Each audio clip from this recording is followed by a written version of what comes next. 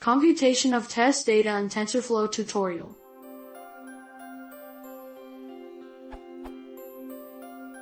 I was going through the tutorial of TensorFlow, this URL.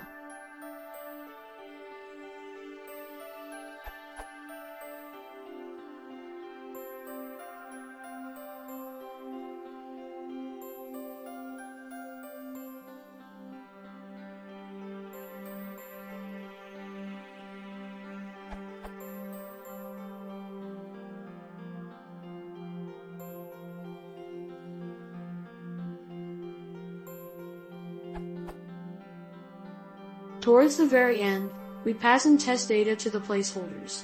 Y_ is matrix containing true values. And Y is the matrix with predicted values. My question is, when is Y computed for the test data? The W matrix has been trained by backpropagation. But this trained matrix must be multiplied with new input X, test data, to give the prediction Y. Where does this happen? Normally I have seen sequential execution of code, and in the last few lines, Y isn't called explicitly.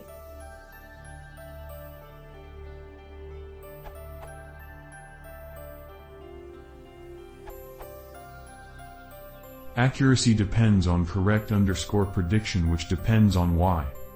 So when you call ses.run accuracy, feed _ dict equals x column mist.test.images, y _ column mist.test.labels, Y is computed before accuracy is computed. All this happen inside the TensorFlow graph.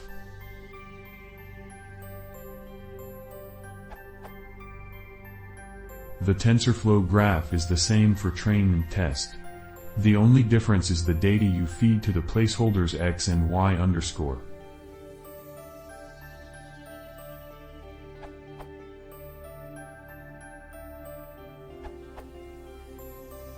Y is computed here. Specifically, what you are looking for is within that line, the output of which is put through the softmax function to identify the class.